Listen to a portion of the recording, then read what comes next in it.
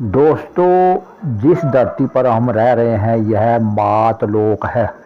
और मातलोक में चाहे कोई पेड़ पौधा हो या जीव जंतु हो, बिना माँ के बाप के पैदा नहीं होता। और कुछ लोग कहते हैं कि यहाँ भगवान अवतरित होता है, वह जो है बिना माँ बाप के अवतरित यानी प्रकट होता है, एकदम गिरता है तो उसे प्रकट कहते हैं ये कि वह प्रकट होता है। लेकिन अपने इस पर जोर ना देकर वह झूठ पर टिके हुए हैं। वैसे झूठ और सच दो हैं, दोनों ही चलते हैं, दोनों ही बने हुए हैं परमात्मा के द्वारा। जो सच है यह सच है, यह दूसरे को कड़वा लगता है और खुद को सुकून मिलता है जो जानता है सच। और झूठ जो है, अगर झूठ हम बोलते हैं तो वो दूसरे को अच्छा लगता है, वो हमको अच्छा नहीं लगता। इसलिए झूठ जो है उसको मीठा बोला गया और सच को कड़वा बोला गया है। अब फिर टॉपिक पर आए, ये कहते हैं कि जो भगवान है, जो ईश्वर है, वह प्रकट होता है, धरती पर प्रकट होता है। वो इसको प्रकट होने की क्या जरूरत है? वो तो सारी कायनात का मालिक है, सूर्य, चांद, तारों, आसमान, हवा, पानी सब का मालिक है। उसे धरती पर प्रकट होने की क्या जरूरत है?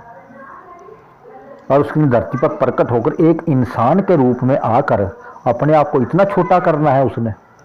वो तो इतना विशाल है, इतना विशाल, बहुत विशाल है, निराकार है।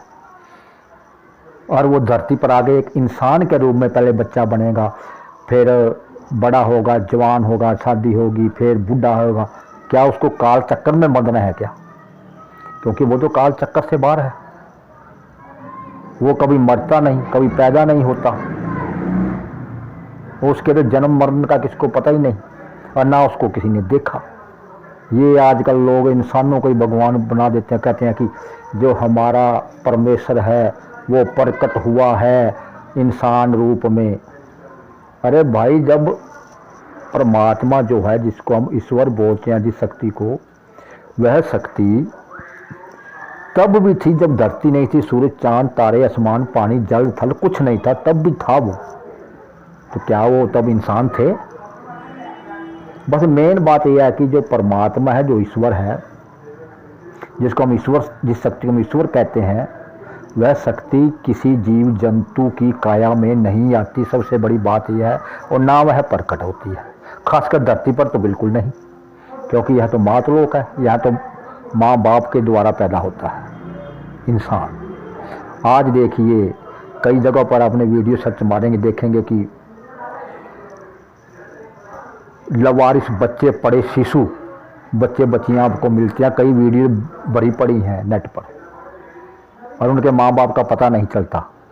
तो क्या उनके माँ बाप का पता नहीं चला, क्या वो भी भगवान है? जरा विचार कीजिए, सोचिए, समझिए, तर्क करना सीखिए।